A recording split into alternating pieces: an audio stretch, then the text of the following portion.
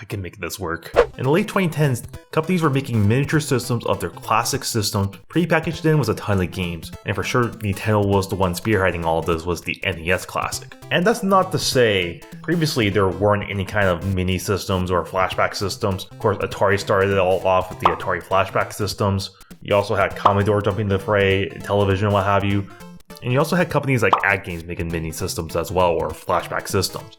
And they were all garbage. But in comparison, Nintendo has always been the king of quality when it comes down to making their own systems and what have you. And also when it comes down to NES and the 80s, Nintendo has that down pat when it comes down to controlling people's nostalgia. Because keep in mind, the 80s are still popular to this day and people still remember all the things in the 80s quite fondly, like the NES. It has to do with Ronald Reagan, I swear. And the success of the NES Classic has led to many other companies to make their own little mini systems. Sony was the PlayStation Classic, SNK was the Neo Geo Mini, Sega was the Sega Genesis Mini, and even Konami jumped into the fray with the TurboGrafx Mini. Point is, people wanted to jump into this and have their own share of the pie. And today, to celebrate 500 subscribers, thank you guys very much, we're going to be taking a look at every single mini console I happen to own and see whether or not they're good or bad. So, let's dive right in. And of course, the journey begins with the NES Classic. I definitely remember when Nintendo announced this, I knew for sure that this was going to be a holdover because of the fact that the NX was not being released until March of 2017. So why not have a celebration of the old NES? And I definitely remember the time when I went to my local Target and I happened to be the 14th in line out of 20 people who were able to get an NES Classic. So I managed to luck out. Because one thing for sure, the NES Classic was definitely very underproduced, and Nintendo intended this to be a limited time product, and every time Nintendo would restock, NES Classics would immediately sell out right then and there. It was that crazy. Though thankfully, thanks to Doug Bowser apparently, NES Classics will eventually be reproduced in 2018, so that's good I guess. But still, a mini version of the original NES, and it's definitely a tiny little guy when compared to the original NES. You could probably fit about 10 of these little NES Classics in there. And when you look at the system itself, you can definitely tell that Nintendo is trying to reuse some parts that they don't want to use anymore, as the controller ports for the NES Classic use the same ports on the bottom of the Wiimote.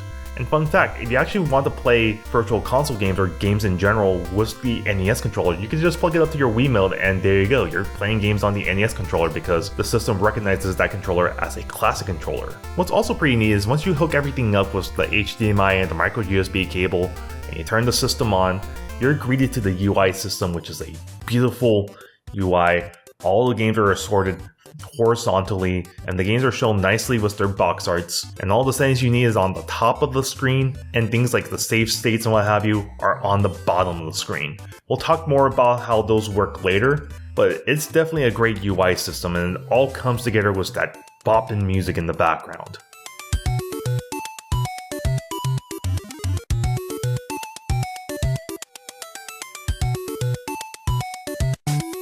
I've always felt when it comes down to Nintendo's own UI, they know how to make an inviting UI system and at the same time make it easy to use for the end user. And speaking of good impressions, let's talk about the games. The system comes packaged in with 30 games, and one would assume that they would only package in first-party Nintendo games, but no, they have also packaged in games from third parties, from Capcom, Konami, Technos, Tecmo, and hell, even Square. As you get some games like Mega Man, Final Fantasy, Castlevania, Pac-Man, Double Dragon, and Ninja Gaiden to name a few games from the third parties. And from the first party standpoint, you get your classics like Super Mario Bros., Super Mario Bros. 3, the Zeldas, your Metroids, your Punch-Outs, and you even get some niche titles like Star Tropics. So I think there's a good balance of games in here, though I would say in terms of my nitpicks, I would replace some games with others. For example, Castlevania 2, I personally would have replaced that with Castlevania 3. But aside from that, I don't really have much of an issue with these lineup of games. But of course, when you're playing through these games, you want to make sure you have a good emulator because, of course, the NES Classic uses emulation to run these games. But rather than using the same emulation from the Wii and Wii U, they decided to commission their Nintendo European Research Development, or NERD, to create the new emulation for the NES Classic. And let me tell you, this is definitely an upgrade from the Wii and Wii U. The emulation on the Wii and Wii U for the NES intentionally darkens the screen to where all the colors are just washed out. I understand from Nintendo this is a way to make sure there's no epileptic seizures happening for the player. At the same time, I wish there was an option to make sure you had the same bright colors on the NES. And the NES Classic definitely alleviates that. Instead of the washed out colors, we actually now have all the colors brightly shown in their correct color palette. And as for anything that can cause an epileptic seizure, the NES Classic is programmed to where anytime any flashing screens can happen, a strobe effect happens in its place. Once again, I do wish there was an option to remove that, but it's nice to see that Nintendo is taking a look for those people who can probably get a seizure from the flashing screens. And on top of that, the emulation also has some filter options, though technically it's border options, I guess. One of them is a 4x3, the other is a pixel perfect, and the other is a CRT filter. The 4x3 presents the games as how you would normally recognize these games when played on any other system. Though the problem with the 4x3 is that the emulation does not incorporate any kind of horizontal interpolation, and what exactly that means is that when you're scrolling left to right, you can actually see the screen shimmer because of the fact that nothing is trying to fix that issue. So that is definitely an issue right there, and if you're very sensitive to shimmering screens, then yeah, don't choose this option. I would much rather prefer the pixel perfect mode because it puts everything in a perfect square, thus meaning there's really no need for horizontal interpolation and no shivering from left to right. Though the one I really like the most is the CRT filter, as it actually tries to emulate a composite CRT filter rather than putting in scan lines. I've definitely been mostly disappointed with most options when they put in scan lines and say, yeah, that's the CRT filter right there. When most people are probably familiar with the composite style of CRTs, where everything is all fuzzy and gives it that nice fuzzy look. And the NES Classic tries to emulate that right there, and I love it. Because you can tell there was definitely an attempt to try to make it look like something of the old. And also, moving on, when it comes down to save states and what have you, the NES Classic offers up to 4 save states. That's 4 times the amount the Wii U has. I mean, seriously, the Wii U only has 1 save state. And utilizing save states is actually pretty easy to do. When you're done playing through a game, you just press the reset button on the NES Classic, and it creates a save state right then and there.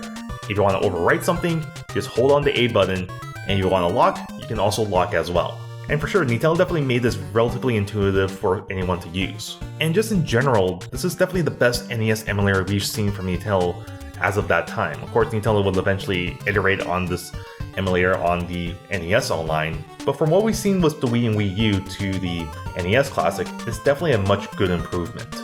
But there are some problems I have with the NES Classic.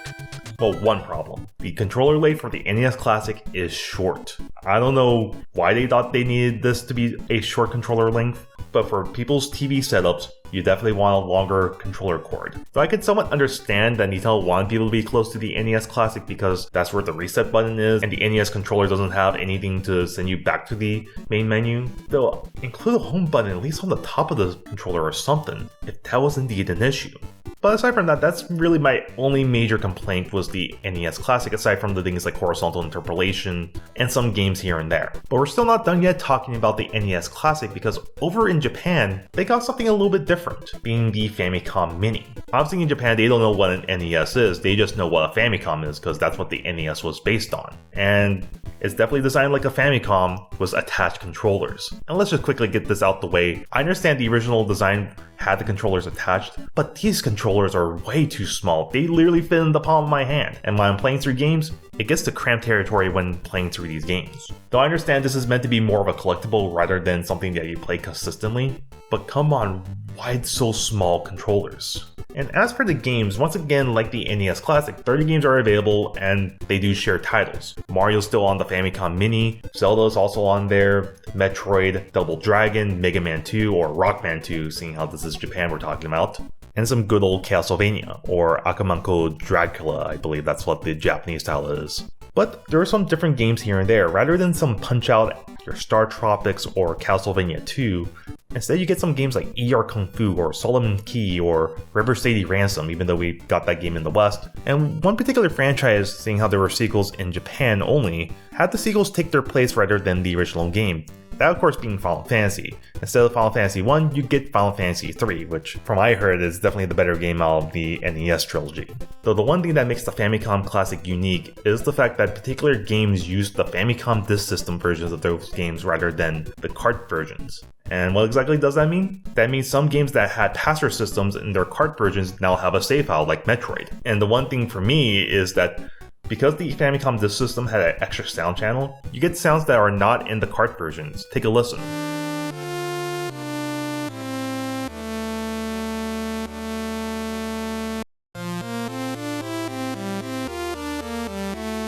Though aside from that, the emulation is basically one-to-one, nothing too much to say there, and overall, just because of the fact that there's Famicom Disk System versions of these games here, definitely gets my recommend. Though there's one particular problem I have with this in terms of lineup of games, one franchise that's not here at all that was very popular on the Famicom. 2 of the games became the top 10 selling best games on the Dragon Quest. Where the hell is it? Yeah, there's no mainline Dragon Quest game available on the Famicom Mini. Not one at all, even though it's the most popular third-party franchise in Japan. But I guess because there's multiple parties involved with Dragon Quest from Yuji Horii, Akira Toriyama, Shueisha, Koichi Sugiyama, it was definitely a little bit more difficult to get a Dragon Quest game on the Famicom Mini rather than just getting Final Fantasy. And I guess Shueisha understood that issue and worked with Nintendo to make the Shonen Jump 50th Anniversary Famicom Mini. And this is definitely something to celebrate 50 years of the weekly-long manga magazines, as includes games like Dragon Balls, Captain Tsubasa, Saint Seiya, and Fist of the North Star to name a few games. And as a bonus, the original Dragon Quest game is included here as well. Though I would have preferred Dragon Quest 3, but hey, beggars can't be choosers. But though overall, I would say this is definitely more of a niche recommend because of the fact that it's based on jump properties from the 80s. And aside from Dragon Ball, not that many people will probably know what Saint Seiya is or Captain Tsubasa. Maybe people will know what Fist of the North Star is, but definitely many of these properties that I would recognize, not that many people will recognize, which I would understand. But one way I can tell you on this is, the Famicom Mini's gold. Anyways, moving on, Nintendo will eventually release the Super Nintendo Classic. The NES Classic was a major success, so why not do the same with the Super Nintendo Classic? Because if there was anything else just as popular as 80s nostalgia, it was definitely the 90s. Though not because of Bill Clinton. Just saying. Though the funny thing to me was when Nintendo made the announcement that the Super Nintendo Classic was being made, they told people that they would make sure there was enough stock for people who wanted their hands on the Super Nintendo Classic, which was pretty funny to me. Though to be fair, I do remember going to a local GameStop and pretty easily pre-ordering a Super Nintendo Classic just fine. But anyways, there's definitely a conversation to be had of whether or not you prefer the NES Classic or the Super Nintendo Classic, and let me tell you, I actually do prefer the Super Nintendo Classic over the NES Classic. And that's just because I actually grew up playing the Super Nintendo in comparison to the NES. I never owned an NES until much later on. And growing up, I was either playing the Super Nintendo or of course the N64. And a lot of these games that are available on the Super Nintendo Classic, I grew up playing, like Donkey Kong Country, Super Mario World, Super Mario RPG, and Yoshi's Island to name a few. And yeah, that's one thing that the Super Nintendo Classic has over the Wii and Wii U SNES games. The fact that Super FX games are available on the Super Nintendo Classic. Games like Star Fox, Yoshi's Island, and for the first time, Star Fox 2. And it's definitely an interesting game in comparison to the original Star Fox, where Star Fox was more of a linear affair from point A to point B, while Star Fox 2 tries to be more of a RTS sort of game, where you're defending missiles from Corneria and also infiltrating bases to take down Andros. It's an interesting game, and even though I wouldn't say it's a major improvement from the first game, I definitely do recommend people to try out Star Fox 2. Though you do need to beat the first level of the original Star Fox to get access to Star Fox 2 on the SNES Classic, or you can just play it on Switch Online because that's also available on there. But aside from that, there's also many other games on the Super Nintendo Classic like Link to the Past, Super Metroid, Mega Man X, Super Castlevania 4, Final Fantasy VI, Street Fighter 2, and Contra 3 to name a few games. So much like the NES Classic, you get some bigger games here as well. And of course, over in Japan, we had the Super Famicom Classic, and the only reason I'm not really talking too much about this is because the lineup of games are pretty similar. There's only really about 5 games that were changed here and there. But quickly talking about the exclusive lineup of games in Japan, you have games like Panel of the Pawn, Fire Emblem 3, a Goemon game, and also Super Street Fighter 2 instead of Street Fighter 2 The New Challengers. Which is kind of weird seeing how we got Super Street Fighter 2 here in the West. And the one thing that's weird to me is that Earthbound's included in the Super Nintendo Classic here in the West, while in Japan, no sign of Mother. I guess I don't give a motherfuck. Though aside from that, you definitely have some quality of life changes made to the Super Nintendo Classic versus the NES Classic. For one, the 4x3 option now has horizontal interpolation, meaning no shimmering of the screen, and definitely gives you less of a reason to use the pixel perfect mode. But hey, I guess if you want perfect squares, there you go. And the CRT filter, even though I'm talking about quality of life changes, definitely got downgraded. It's now paint scan lines, which I don't like. And also we have borders. I like the wood one. That's all I have to say about that. And plus we now have the ability to rewind.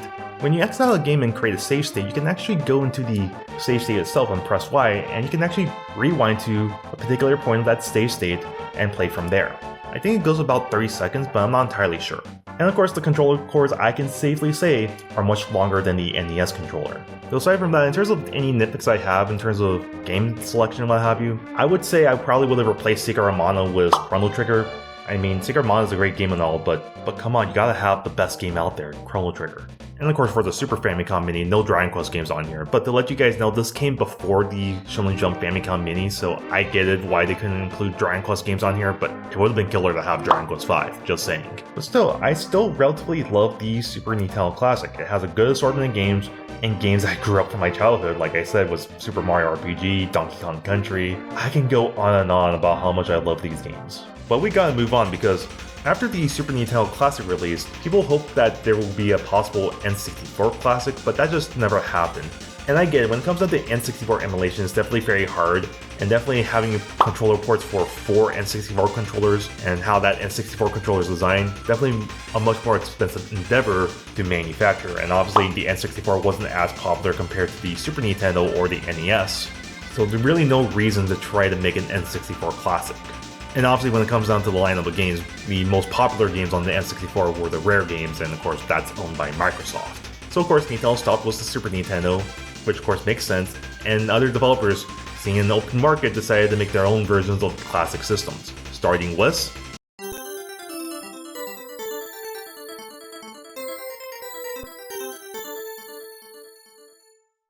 who? I kid, but SNK was definitely more popular during the 90s, and nowadays they're definitely more recognized in the fighting game community. And to be fair, they definitely went through a lot of financial issues post the 90s. So it makes sense that mostly fighting game fans know what SNK is, or hell, the Neo Geo. But SNK decided to make the Neo Geo Mini. And this is definitely unique because there's a screen on this mini system right here. Yeah, you can just plug it up without needing to connect to a TV, and you can actually play on that screen itself. It's not the best screen I've seen, but definitely for sure very unique overall. And the mini system has a stick and button setup. Though I did notice the stick is an analog stick rather than a clicky stick. I'm pretty sure for most people, if they want an authentic Neo Geo experience, they would want a stick that clicks rather than a smooth stick. But like I said, you can hook this up to a TV, but my main issue is that you need a mini HDMI cable to connect up to a TV. And not that many people own a mini HDMI cable, so that can definitely be an issue of spending a little bit more money just so you can connect this guy up to a TV. You can also connect up a controller, which you can buy it in a bundle or buy it separately, though I wouldn't recommend buying separately because look at these prices right here. And the controller itself is meant to replicate the original controller on the Neo Geo consoles. And once again, the stick itself doesn't feel like an actual clicky stick, it's more like an analog stick, which is pretty weird to me. But aside from that, when you look at the UI, it is definitely a little bit of a downgrade from the NES and SNES Classic. Obviously, SNK isn't as big as Nintendo, and they obviously don't have the money to go on and create a beautiful UI system, but this UI is definitely pretty bland. But as for the games, the version I have here is the international version, which the only difference is that the Japanese version has more fighting games, while the international version has more of the unique games here and there from the platformers and the sports games. And yeah, there's definitely a repertoire of games available here on the Neo Geo Classic, from beat-em-ups and even Metal Slug. And of course you have your assortment of fighting games from Samsho, Art of Fighting, King of Fighters, Fatal Fury, and more of the nicher fighting games.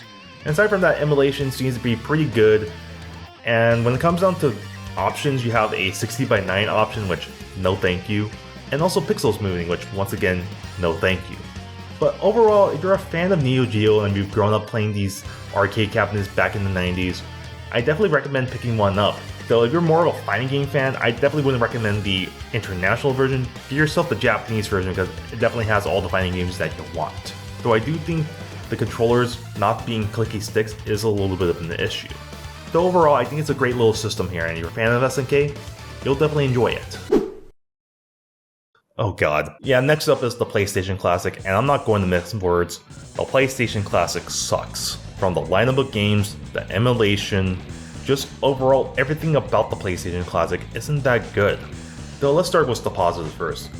I do like the build quality of the PlayStation Classic, but that's really about it. And the controllers, even though I have issues, once again, nice build quality here and do make for good 2D controllers on your PC. Though everything else is just what the hell. The UI is boring, lifeless, and ugly, quite honestly. And I understand that the UI is meant to replicate the original UI from the first model of PlayStations, but you can for sure try to spruce this up. And of course, we have the lineup of games. This is mostly bad. Though I will say there are some good games here like MGS1, Final Fantasy VII, Tekken 3, and Ridge Racer Type 4, but still, a lot of this lineup is just, who the hell asked for this? Who asked for Battle Arena Toshinden? Who asked for Jumping Flash? And who asked for Cold Borders 2? Because quite honestly, I never heard of any of these games until Sony announced the lineup for the PlayStation Classic. And there's definitely some weird choices made in terms of the lineup of games here. For example, Puzzle Fighter 2 is on here, which, not to diss on that game because it's definitely a fun little puzzle game, but it would have been a better choice to include something like Street Fighter Alpha. And talking about more of the questionable games, you have the PlayStation version of Rainbow Six, which is considered to be the worst version of that game. So once again, who asked for this? And speaking on the RPGs, you have the original Persona on here, and it's widely known that this is a bastardized localization of the original game. Hell, I mean, a Japanese kid got turned into a black kid. I don't know what to say about that other than Asian Lives Matter. And I'm still going on because we have games that are missing here. Where's Mega Man X4? Where's Castlevania Symphony of the Night? Where's Crash Bandicoot and Spyro? There's so many games missing here to the point where this lineup of games here really doesn't appeal to anyone here. It appeals to no one. And then of course we have the controllers, which, like I mentioned, it's definitely a nice build quality, but why isn't there an option for a DualShock controller that you can purchase separately? Because I understand when it comes down to DualShock, you also need the Rumble as well, which definitely adds on to cost. So obviously, it makes it hard to try to bundle in a DualShock controller in a PlayStation Classic. But you can make the option of selling a DualShock separately, and hell, games like Metal Gear Solid make use of the DualShock controller. You still don't believe me? I will show you my psychokinetic power. Put your controller on the floor. And games like Rainbow Six probably would have benefited of having a DualShock controller. And then we have the emulation, which this is definitely its own can of worms right here, because unlike the many other systems that we've talked about where there's specialized emulators for these classic systems, Sony decided to not go through all that trouble of R&D to make a specific emulator for the PlayStation Classic, but instead use an open source emulator instead, being the PCSX Rearmed emulator, to which it's meant to be an all-around emulator that's meant to be played on any kind of systems, even low-end PCs. But obviously you can tell, because of the fact that Sony didn't really do much to this emulator and just threw this emulator on, it creates some issues because particular games don't run at a full frame rate. And Sony's solution to this issue? Make particular games run the PAL versions of the games rather than the NTSC versions of the game, meaning that frame rates are cut down by 10 frames. For example, Tekken 3 is one of those games that runs at 50 frames per second. And for a fighting game, you definitely want to have a full 60 frames per second. And it's not just Tekken 3, there's multiple games that run at about 10% lower, because some games run at 30 frames per second, but because it's the PAL version, they're now down at 20 frames per second. And it definitely makes a very unappealing experience. And definitely for save states, this is definitely the worst of the bunch here, because there's only one save state available that you can save from. And that's just sad right there. I understand when it comes down to the PlayStation Classic, it's 3D and probably a little bit hard to include 4 save states, but at least give us 2. And there's no border or filter options, which can't say I'm surprised because they definitely didn't put much effort to it, and off to the bin it goes. Keep crying, Jim. And oh yeah, I guess the Japanese version has different games, and hey, Armor Core's on there, but quite honestly, I didn't bother picking that up, nor do I care. Well, of course, to end this all off, we now have Sega in the ring with the Sega Genesis Mini or the Mega Drive Mini. And definitely, at first, people were a little bit concerned seeing how At Games was involved with manufacturing the Genesis Mini, but thankfully Sega decided to take this all in-house and have M2 take over for emulation. And what we got here is something that's definitely close to the same quality as the NES and SNES Classic. It has one of the largest lineup of games at 42 games. As of course, you have your Sonics, you have your Streets of Rage, you have Phantasy Star, you got your Alex Kids, and Echo the Dolphin, but you also got some third-party games like Mega Man The Wily Wars, Street Fighter 2, some licensed games from Mickey Mouse, and of course you got Contra the Hard Corps and Castlevania Bloodlines. And hell, even EA jumped into the fray with Road Rash, which I understand when it comes down to the EA games, most people are familiar with the sports games on the Genesis. But hey, having Road Rash is definitely a nice little touch here, seeing how EA was a major supporter on the Genesis. And they even included two bonus games being Tetris and Darius. Darius was never ported to the Sega Genesis, while Tetris is definitely a really interesting one here, seeing how Sega actually made Mega Drive versions of Tetris, though at a limited capacity, seeing how they never owned the console rights to Tetris. And the version here is technically not the version that Sega manufactured way back when, but it's cool to see overall. There's one thing I absolutely love about these lineup of games, and it doesn't even include the lineup of games. If you actually go to the settings and change the language to Japanese, it changes all the ROMs if they had Japanese ROMs to the Japanese ROMs. For example, Dr. Robotnik's Mean Bean Machine gets changed to the original Puyo Puyo, which is a really nice touch. And Sonic 1 now has the parallax scrolling. Though if there's any issues, there's a few here and there. For one, I don't know why Virtua Fighter 2 is on here, it definitely feels like a filler title. You already have Street Fighter, you don't really need a butchered version of Virtua Fighter 2. And in terms of games I really wanted, Sonic 3 and Knuckles is not here, and Aladdin is not here as well. I thought because of the fact that they included the Disney licensed games from Castle Illusion and World Illusion, that Aladdin would have gotten a chance as well, but maybe a little bit too much money from Sega to spend on getting Aladdin. So aside from that, when it comes down to emulation, this is M2 we're talking about here. They definitely are well known on making great emulators, and they definitely didn't slouch here. Though the only thing I would say they did slouch is the filter options. It's only 4x3 and 16x9, which quite honestly I only see one option here because I'll acknowledge the other option. And the borders, you only really have about 3 borders, and the only one I kind of like is the one with Sonic. Though much like the NES Classic, you actually have the option of 4 save slots, which is pretty nice. And access to the menu is actually pretty easy. You either press the reset button, or on the controller itself, either hold the start button or press the mode if you have the 6 button layout to enter to the menu. And speaking of which, let's talk about controllers, because in North America we got the 3 button layout, while in Japan, with the Mega Drive Mini, they got the 6 button layout. And I understand the 3 button layout is definitely the more iconic controller of the bunch, but Japan got the 6 button. Why couldn't we? And I guess speaking of the Mega Drive Mini, once again, it's pretty much the same system with the same emulation setup, but with some different games here and there. For example, the Mega Drive Mini has a Yu Yu Hakusho fighting game, which is pretty cool, and for the most part it includes games that never left Japan, which is definitely pretty cool and gives you a little bit of a reason to pick up a Mega Drive Mini. Well, we're still not done yet, because Sega will eventually release the Genesis 2. Yeah, another Genesis Mini, this time modeled off the Model 2 of the Sega Genesis when it comes down to design. And thankfully, because Sega Japan was handling manufacturing altogether rather than have Sega America handle manufacturing here in the States, the Genesis 2 actually comes bundled in with a 6-button controller, which is pretty nice. And we actually have over 50 games available here, making this the largest lineup of games for any of these mini systems.